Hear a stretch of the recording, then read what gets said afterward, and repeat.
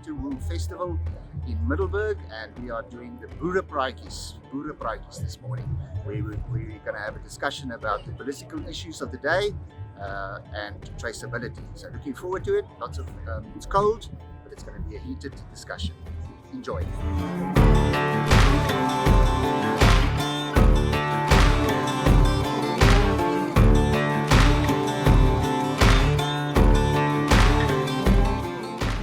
We had a very good discussion today with regards to traceability. It was very insightful to hear from a red meat perspective what the ostriches are doing, what the wool guys are doing, and then we pulled it in and to understand what we should do from our side to be able to be traceable firstly, but secondly, what does our markets want and so on. So very interesting discussion today. We actually want to thank the National Wool Growers Association for arranging this for us to be here, and we're very thankful and looking forward to traceability in the red meat industry, specifically to curb the current situation that we have with foot and mouth disease, and we're looking forward to what's going to happen. I think the farmers that presented or were here today actually got a lot of insight with regards to how it is already happening in other commodities and other animal or products specifically done, and we're very excited about the future. I think from the red meat industry, our main message going out to farmers is that traceability is one of those things that's going to happen. It's going to be critically important for us to access international markets. Apart from that, it is going to be important for us to continue supplying our product to consumers that increasingly are wanting to know the source and the origin and the various production systems that are used where our product is produced. There is a lot of misinformation out there with regards to traceability. There is a lot of conspiracy theories out there with regards to traceability, and that is most certainly not the case. We listened today to input from the ostrich industry. They are probably the leaders in this, and in spite of the various disease challenges that we have faced, they are successfully managing to export their product to Europe. And we all know, for them it was critical. They really are an export-driven industry, and without the traceability measures that they've done, they effectively would not have had an industry. And although we're not in that field, given the fact that we have a significant local demand for our products, for us to continue producing animals sustainably and getting them the prices that we need for us to remain in business, we're going to have to expand our export market, and there, unfortunately, traceability is a requirement.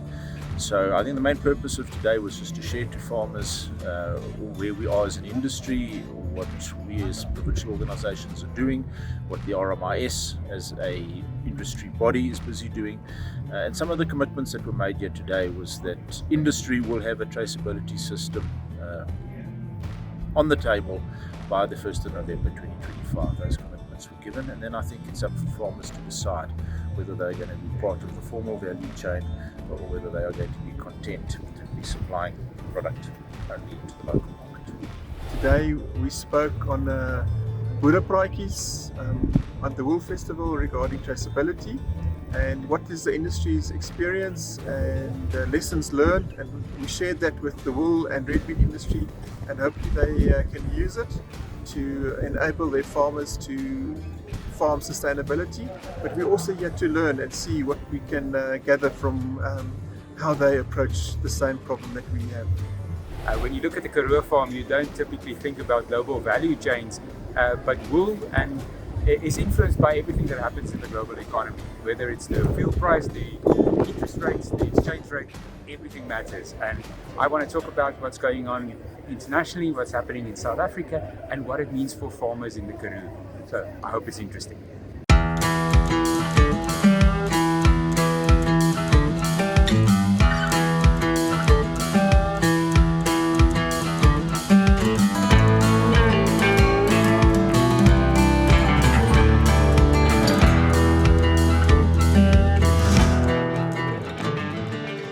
Today we are learning to graft.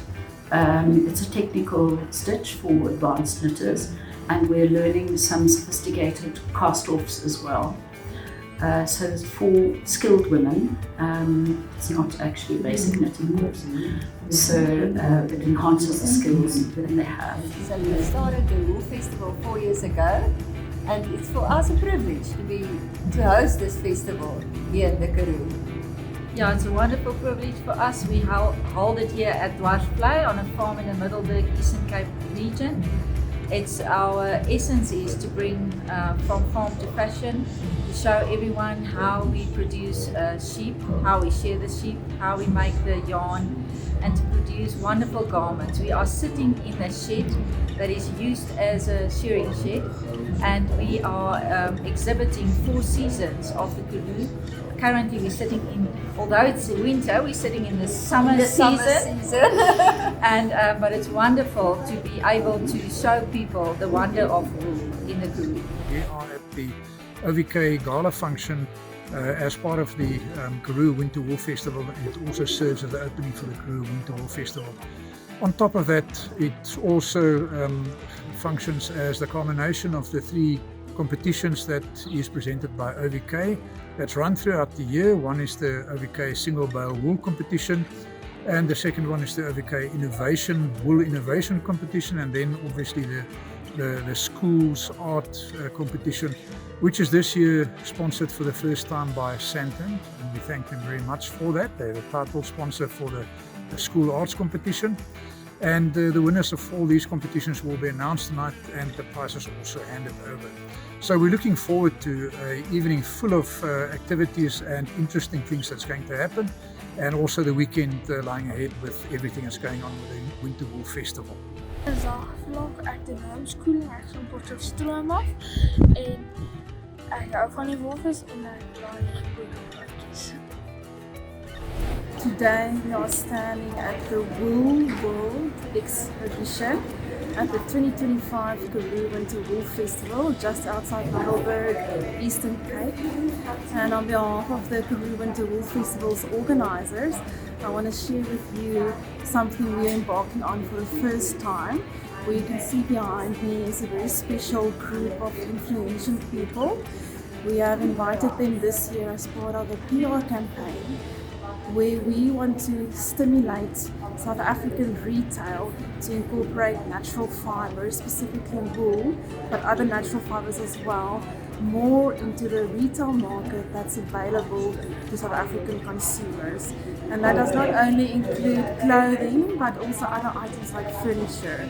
So we have put in a lot of effort in collaboration with our sponsors and partners to compile a group of magazine editors, photographers, furniture designers, influencers, people who are really in that industry and can influence the consumer trends in South Africa, to come to the festival to see in the first place the origin of the fiber, that raw wool that is being produced by our farmers, and then through the whole value chain in the terms of how it is being processed, and then the different array of small wool businesses doing the product manufacturing, and then in the final chain the designers giving us these beautiful products.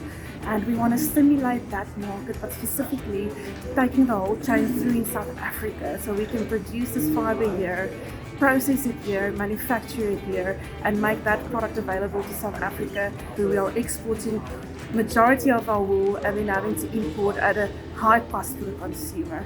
Part of what we're doing here at the festival is for consumers to rediscover wool, a natural, environmentally sustainable fiber, where you as a farmer can farm with a ewe for 8 to 9 years. That ewe will give you 10 to 12 wool clips, and then you sit with the end product of delicious aged mutton as well. So we really want to connect South Africans and the whole chain in the wool market with each other on this festival platform.